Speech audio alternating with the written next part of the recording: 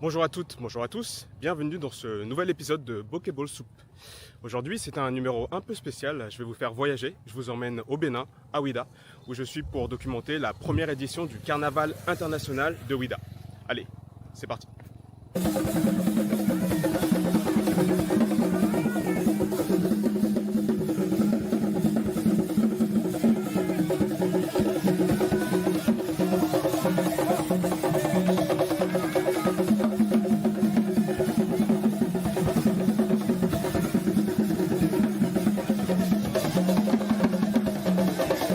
Avant de vous en montrer plus, je vais d'abord vous parler de la ville qui abrite ce carnaval.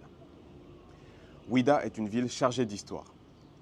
Lors de la traite négrière, le port de Ouidah a été un des principaux lieux de déportation de millions de personnes réduites en esclavage. La ville commémore ces pages de son histoire à travers des monuments tels que la porte du non-retour ou le mémorial du grand jubilé de l'an 2000. Ouidah, c'est également une ville fortement ancrée dans ses traditions et dans la spiritualité dont le Vodun fait partie. La ville abrite de nombreux couvents et lieux qui symbolisent cette attache spirituelle, comme le temple des Pitons ou la forêt sacrée de Kpassé. Plus personnellement, Ouidah est également une ville qui me tient à cœur et à laquelle je suis lié puisque certains de mes aïeux en sont originaires ou y ont vécu. Une arrière-grand-mère, un arrière-grand-père, un arrière-grand-père. Oui, je sais, ça fait beaucoup d'arrière. Pour vous parler de cette première édition du Carnaval international de Ouidah, je laisse la parole à son délégué général, Wilfried Hounje, et on se retrouve juste après. Mon nom c'est Wilfried Hounje, je suis promoteur culturel et délégué général du Carnaval international de Ouidah. Ça fait un certain nombre d'années que nous sommes sur le terrain art, culture et patrimoine. Nous avons, dans la ville de Ouidah, organisé pendant 17 ans le Festival des masques Kaleta et des arts à Gouda, qui est un événement qui a célébré le patrimoine à Gouda. Et quand on parle de Gouda, c'est les afro-descendants, ceux qui sont revenus s'installer à Ouidah après l'abolition de l'esclavage. C'est eux qui ont amené ce patrimoine qui est un masque de déguisement pour enfants et pour les jeunes adolescents. Donc nous avons fait perpétuer cette tradition à travers le festival à Kaleta et des arts à Gouda pendant 17 ans. Mais après ça, il faut aller vers un autre événement plus emblématique parce que la politique de l'État actuellement, c'est de faire de Ouidah une première destination touristique en Afrique de l'Ouest. C'est un appel à la jeunesse. Le gouvernement est en train de travailler sur les infrastructures dans la ville de Ouidah. Maintenant, il revient à la jeunesse de la ville, il revient aux sages et notables, aux dignitaires de culte, de s'organiser pour créer un événement fédérateur de plusieurs expressions artistiques et culturelles. Et c'est de là que nous avons créé le Carnaval international de Ouidah, dont la première édition a eu lieu du 28 au 31 décembre 2023 dans la ville de Ouidah. Nous avons mis 4000 acteurs de scène dans la rue, c'est-à-dire que 4000 personnes se sont préparées au niveau local, au niveau national et au niveau international pour venir faire une démonstration artistique de rue. C'est la première en Afrique de l'Ouest qu'une rue a été aussi bombée en activités culturelles et artistiques. Nous avons déployé effectivement 4000 personnes en accoutrement, en déguisement, en des masques. Et tout a été fabriqué localement et aussi avec la contribution des groupes de carnaval venus de la Guadeloupe, de la Martinique. C'était une rencontre entre les Africains de l'intérieur et les Africains de l'autre bout de la terre, ceux-là qui se sont retrouvés là-bas par le cours de l'histoire. Et à côté du carnaval, nous avons créé quelques activités pour redonner encore plus de joie, plus de plaisir à rester à Ouidah aux touristes et aux délégations. C'est tel que le marché des arts que nous avons présenté, qui est l'un des plus beaux marchés des arts que la ville n'a jamais connu. Nous avons aussi présenté le CEO Fashion Show parce que c'est une occasion de montrer nos modes vestimentaires. Tous les soirs, il y a eu un spectacle de danse et de ballet. En gros, sur les 4 jours d'événement, nous avons présenté plus de 50 spectacles différents, l'un différent de l'autre. Et ça a présenté tout le répertoire chanté et dansé du peuple béninois. Quand vous regardez déjà la parade et quand vous avez assisté au spectacle de soirée, vous allez comprendre aisément que c'est tout le Bénin qui est représenté à travers les masques, les accoutrements, les chants, les danses des communautés béninoises et de l'Afrique de l'Ouest. En plus, la caution importante de la communauté guadeloupéenne, martiniquaise et tout, je pense que c'est une très belle caution et c'est l'Afrique qui se donne la main. C'est les Africains de l'intérieur et de l'extérieur qui sont en train de révéler leur continent, leur pays, leur ville, et qui parlent de Ouida, parlent de beaucoup de choses, parlent du vaudou. Nous avons, pendant le Carnaval international de Ouida, donné une place importante à la communauté vaudou, parce que notre projet, au-delà de son caractère culturel et artistique, est un projet patrimonial basé sur la spiritualité africaine, qu'est le vaudou. Et Ouida, comme vous le savez, c'est la terre du vaudou. C'est ici que siège le pontife, celui qui fait office de pape pour la spiritualité africaine. Donc, toute la cérémonie a été lancée dans la forêt sacrée du roi Passer, l'un des pères fondateurs de l'ancien royaume Ouida, qui est aujourd'hui la ville de Ouida. Donc, nous avons respecté tous ces compartiments pour que notre projet s'aligne sur notre dimension spirituelle, mais aussi sur notre histoire. Parce qu'on ne peut pas dissocier l'enfant de sa mère. Notre projet ne peut pas être autre que ce que notre terre est. Tout le travail qui a été fait avec nos collaborateurs, avec les commissions et tout a payé, chacun a mis du sien. Et nous allons travailler pour que ça se répète. Les éditions se succèdent parce qu'un événement qui veut avoir d'ancrage doit avoir un caractère répétitif dans un format bien organisé pour drainer du monde. Parce que quand nous évoquons les grands carnavals du monde, ce n'est pas dès les premières éditions qu'ils ont eu leur notoriété, c'est au fil des éditions. Donc nous prenons le pari de l'organiser sous la forme d'un biennal, donc ça va être tous les 2 ans que l'événement aura lieu.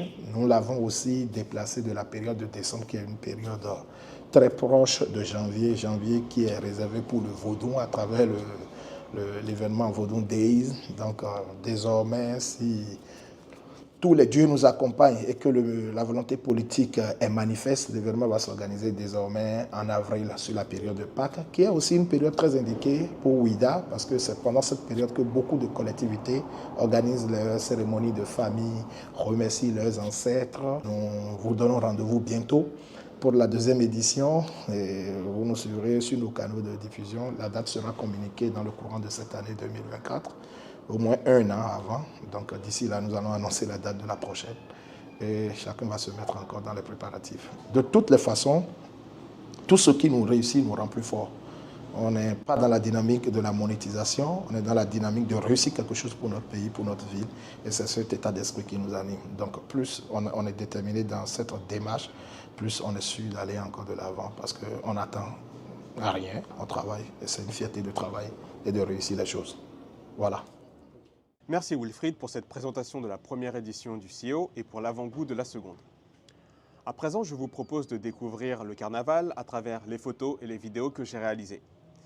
Cet épisode est de loin le plus long que j'ai mis sur pied à ce jour, alors mettez-vous à l'aise, prenez de quoi boire ou manger, calez-vous bien dans votre lit, votre fauteuil ou votre canapé. Notre première destination sera dans les rues de Ouida pour voir du street art. Allez, c'est parti!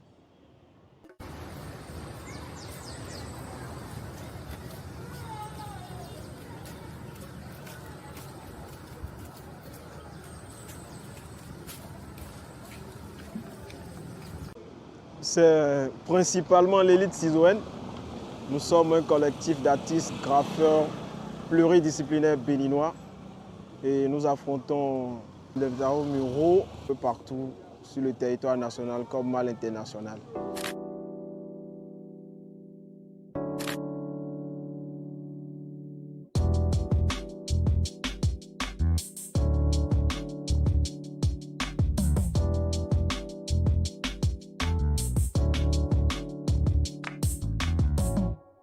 Donc moi, c'est William de Ciseaux. Là, j'ai Prefa. Ici, j'ai Joe Del Arte. Et ici, j'ai Ashley. Et là-bas, j'ai Chris A. Donc nous sommes 5 membres et nous travaillons en équipe pour nous exprimer un peu partout.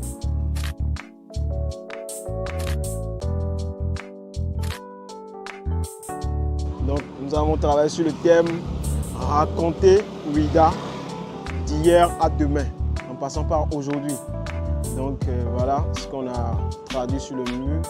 On a parlé un peu de l'histoire, des religions, tout ce qui se fait à Ouida, jusqu'à projeter quelques parties de la culture dans l'espace.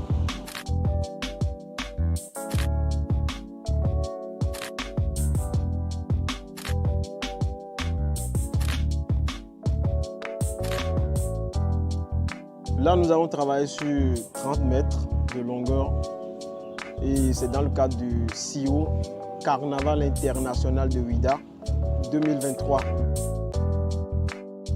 Ici, je reprends au nom de Harry Renaud, friseur d'Edmond.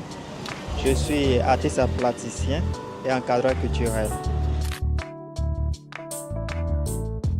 Et principalement, quand nous prenons cette œuvre, son nom c'est le mémorial du jubilé de l'an 2000. Bien. Et là, ça raconte un peu l'arrivée des premiers missionnaires au Bénin pour évangéliser la population béninoise.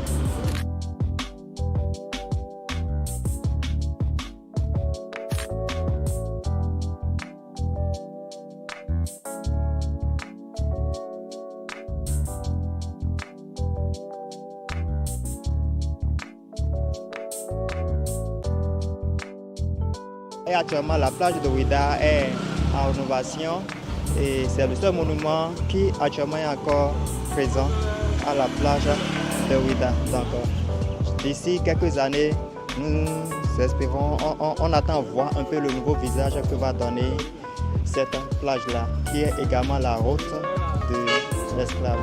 Mon nom c'est Victor Rouvet ici.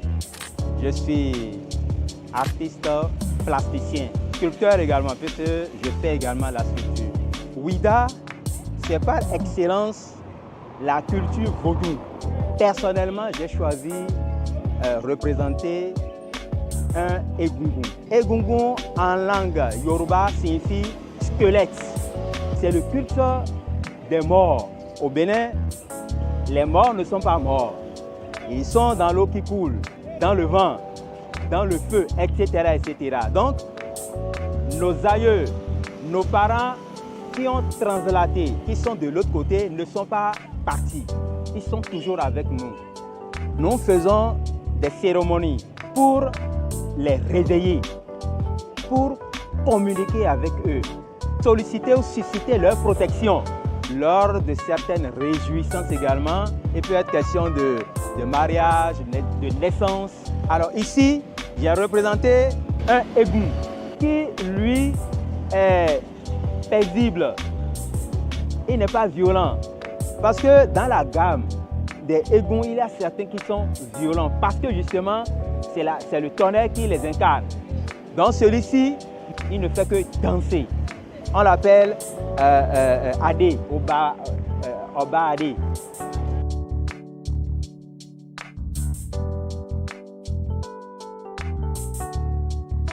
Alors, pour moi, c'est Abako Cyril Ndi.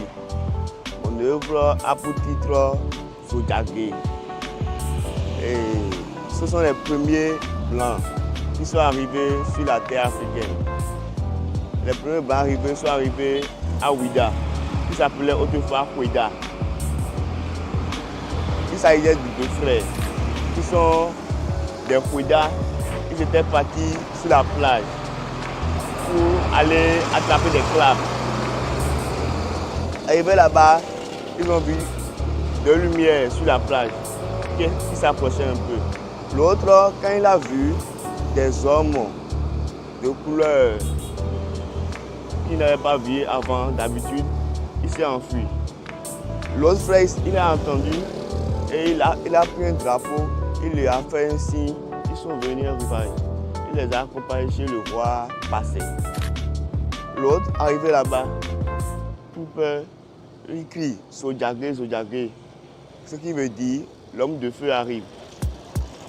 C'est de là que les négociations ont commencé avec les rois du Bénin, premièrement par le roi Passé. Ils ont commencé à prendre les esclaves pour faire des échanges et avec des marchandises, ils font des échanges pour l'extérieur et prennent nos frères et les amènent vers l'extérieur pour cultiver la terre, tout ça, quoi. Et c'est à peu près ce que j'essaie de faire dans mon... Je me nomme Avoko Michel Ange. Je suis artiste plasticien. Mon nom d'artiste est Ama. C'est écrit ici. Et mon œuvre, le titre de mon œuvre c'est L'embarquement. Ça parle de nos frères qui ont été vendus à l'esclavage. Et dans mon œuvre, j'ai dessiné aussi des personnes ici. Ces gens-là ne sont pas vendus. Alors ils ont poursuivi les autres parce qu'ils sont tristes de leur départ. Et de ce côté, vous voyez que j'ai fait une chaîne. La chaîne est en train de rouiller. Voilà. Ce qui signifie qu'après le départ de l'esclavage, après la fin, la chaîne est en train de se rouiller maintenant. Donc l'Afrique sera libérée ensuite. Donc nos frères qui sont partis reviendront. Laissons les frères. Oui, je suis Manon Cestizono, artiste peintre graffeuse. Et j'ai travaillé sur un des sous-thèmes qui parle de la religion. Donc moi, j'ai voulu travailler sur ce thème-là qui parle de Ouidah, le carrefour des religions d'ici et d'ailleurs. Et j'ai représenté là un lettrage avec en même temps un personnage au milieu qui me sert de lettre pour écrire mon lettrage qui se lit amour. Bon, mon objectif, c'est de passer un message à travers cette dame qui est au milieu. Elle représente Ouidah. Ça peut se voir avec ses cicatrices, les 2x5, qui sont les cicatrices type de Ouidah. Et elle a les yeux, bon, ses yeux ne sont pas ressortis complètement. Du coup, c'est le message pourquoi j'ai laissé ça comme ça, pour moi, c'est comme si elle recevait un message. Donc, elle est carrément en transe, je vais dire. Elle reçoit un message. Et le message, c'est de communiquer à toutes les religions, de se donner vraiment de l'amour. Parce que pour quelle qu'en soit la religion, la base, c'est l'amour, l'amour, l'amour, l'amour. Et dans le fond, vous allez voir un peu, j'ai fait c'est comme des spirales. Parce qu'on tourne, tout tourne autour de l'amour, bon voilà, en gros. Moi c'est Jean-Paul Tou, je suis artiste, graffeur et danseur professionnel. Mon nom d'artiste est Dr JPEG.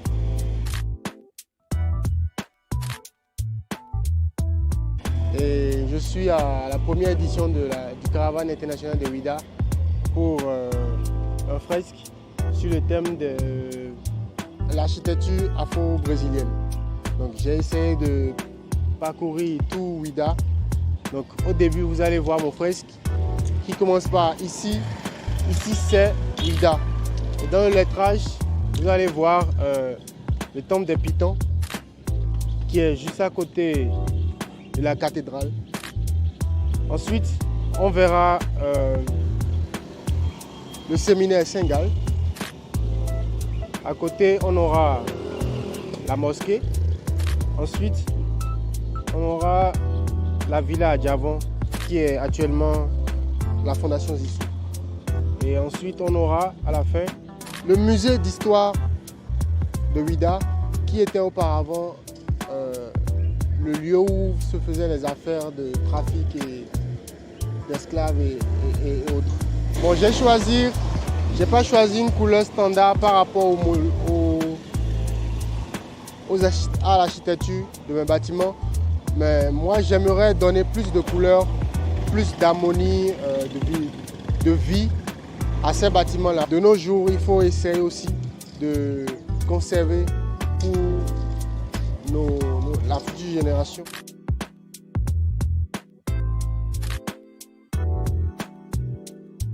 Moi, je m'appelle José Béouard, artiste plasticien.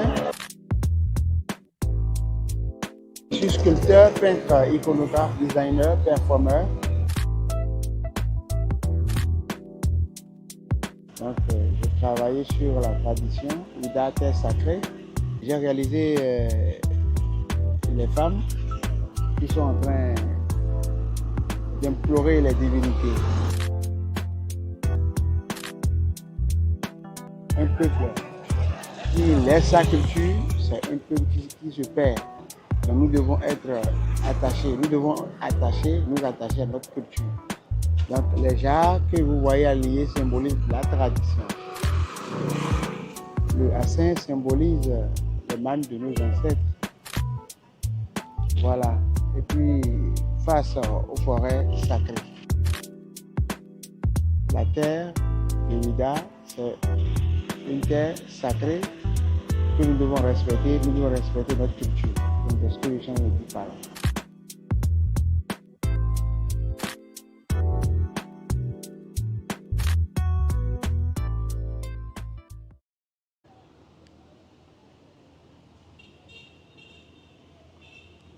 Vous êtes encore là? Ça tombe bien car nous sommes loin d'en avoir terminé. Consacré au street art.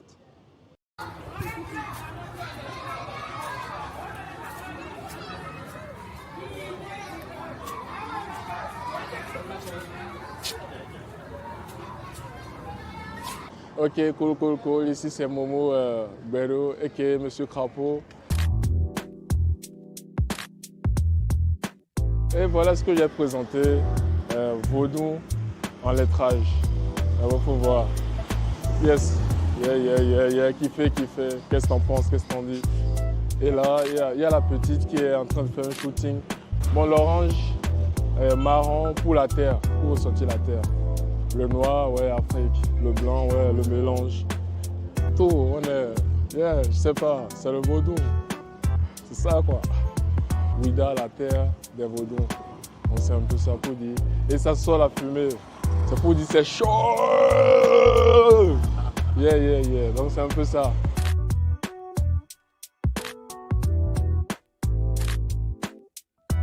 Bonsoir, moi c'est Safi, artiste plasticien, graffeur. Ouida et son histoire, l'esclavagiste. Donc c'est suite à ce thème que j'ai voulu parler de nos ancêtres qui ont eu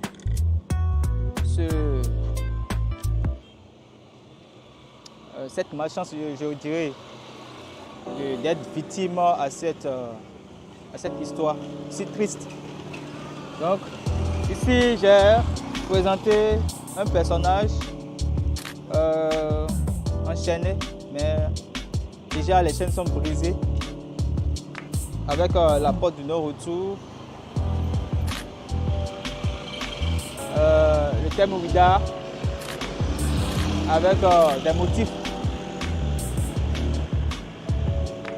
africains, précisément les symboles de Ouida.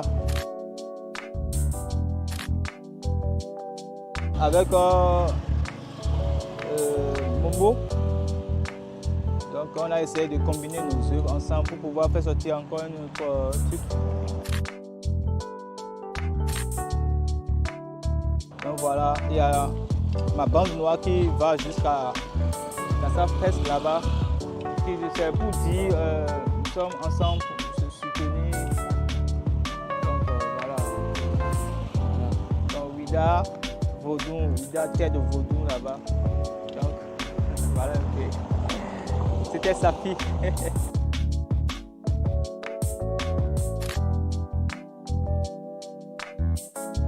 Alors bonsoir, ici c'est Memo, le président du collectif NRC. La fresque que vous voyez juste en face de vous ici, la première, d'ailleurs on est sur une seconde de l'autre côté. Il y a Madame Memo qui est avec moi d'ailleurs et qui travaille de l'autre côté. Alors ici en premier, vous allez voir que la fresque elle est divisée en trois parties en quelque sorte. Alors en premier, on voit une image juste de femme qui représente le Bénin et qui représente la femme béninoise de Ouida qui a souffert à l'époque de l'esclavage. Donc qui a pu ressentir pas mal d'amertume, pas mal de souffrance parce que les esclaves au niveau des femmes, elles ont subi pas mal de choses, abus sexuels, de discrimination, de pas mal de choses par rapport aux femmes. Alors on voit cette femme-là donc, qui a suivi cette, je vais dire trahison, ce mal, et elle s'est sentie faible, impuissante. Et donc cette transition nous a amené vers l'écriture qui est juste ici, en face, qui est la représentation du mot akpo, qui veut dire colère, rage. Donc c'est ce qu'elle a pu ressentir après le akpo, qu'elle a ressenti cette colère, donc l'a renvoyée vers la femme qu'on voit en dernier maintenant, qui est l'image d'une femme libre qui s'est libérée des chaînes. Et on voit également les colombes et sa robe blanche qui sont symboles de liberté, symboles de la femme libre, de la femme émancipée, de tout ce qu'on peut voir aujourd'hui. Voilà un peu. Donc c'est ce que nous allons représenter, enfin nous avons représenté ici en résumé rapidement. Et de l'autre côté, ce que nous sommes en train de faire d'ailleurs, c'est un peu comme le principe du take a look. Porte un regard sur. Et là on est en train de porter un regard sur Ouida. On est en train de mettre une femme donc, qui s'est voilée. Parce qu'on a vu avec le mélange de religions également, qui fait partie d'ailleurs des thèmes du CIO, qu'il y a un peu de mélange de religions ici et qu'on en voit qui sont voilés mais qui ne sont pas des musulmans. Donc on a mis un peu comme, on a voulu sortir cet aspect de mélange donc de cette femme de Ouida et aujourd'hui émancipée qui porte un regard sur le Ouida de demain, le Ouida d'aujourd'hui bien sûr et avant le Ouida de demain. Merci bien. Bon, ici c'est Bodo B. Thierry, je suis artiste visuel. Graffeur. Mon thème, c'est l'origine de Ouida. L'origine de Ouida. Pourquoi l'origine de Ouida? Parce que nos frères qui ont quitté l'extérieur, ils sont venus pour voir leur origine. Les personnes qui ont fondé l'origine de Ouida, c'est les Ouida. C'est les Ouida qui sont les autochtones de Ouida. Ouais, non. Donc c'est pour cela que j'ai écrit Ouida Gbadji, Ouida Gbadji.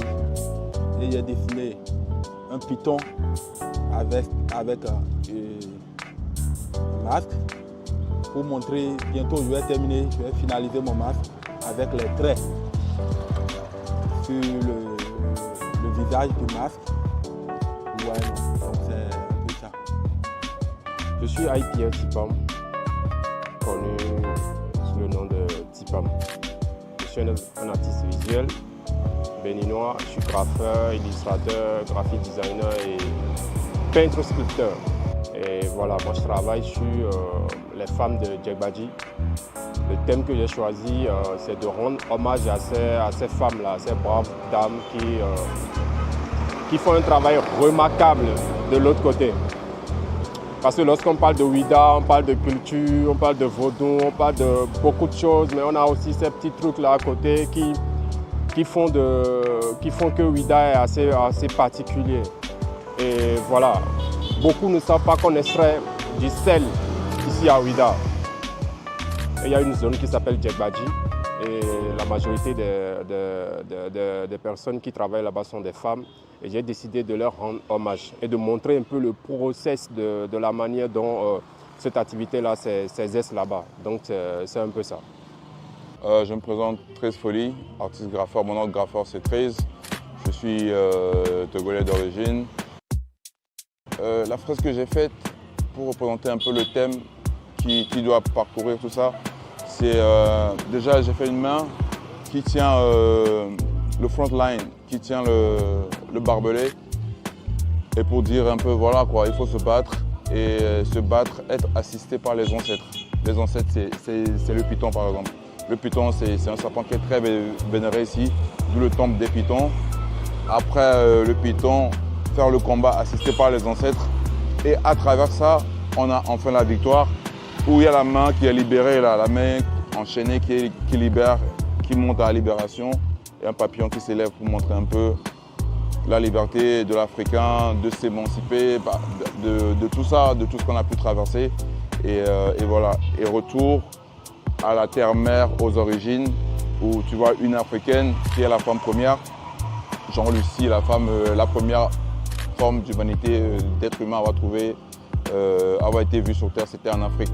Donc, femme africaine, c'est la base de l'humanité, quoi. Donc, retour à la civilisation, après le combat, assisté par les ancêtres et come back to the source. Moi, dans mon travail, c'est un réel retour aux sources que j'essaie de prôner.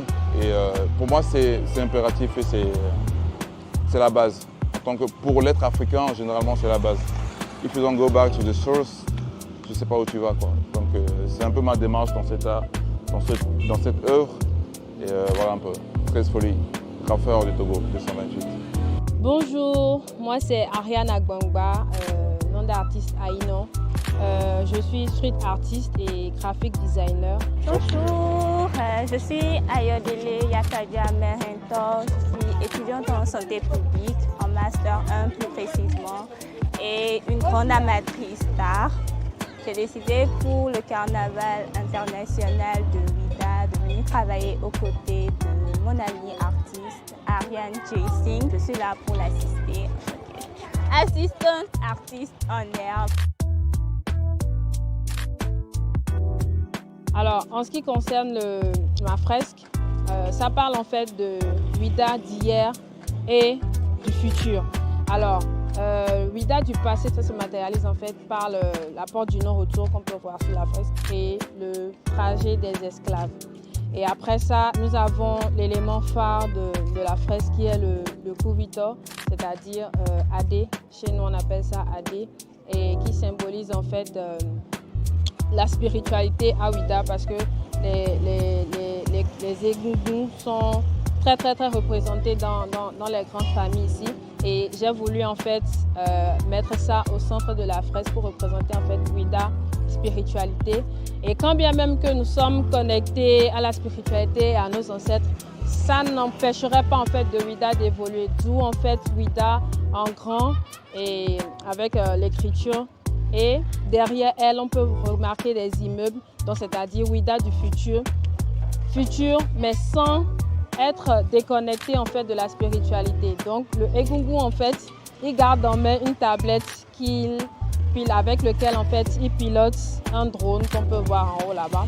Donc en quelque sorte, on ne restera pas en marge du développement, la technologie, mais on reste quand même toujours connecté à nos ancêtres, et c'est ça le plus important, la tradition à Ouidah. Merci, c'était Aïno sur le CEO. Merci.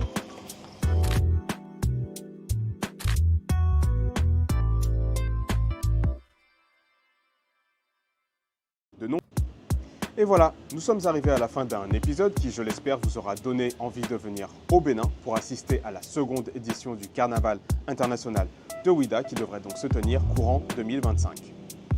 N'hésitez pas à laisser un petit pouce en l'air, à partager cette vidéo ou à vous abonner à la chaîne pour soutenir mon travail. Vos commentaires sont également les bienvenus. Sur ce, on se donne rendez-vous au prochain épisode. D'ici là, prenez soin de vous et on se dit à très vite. Ciao.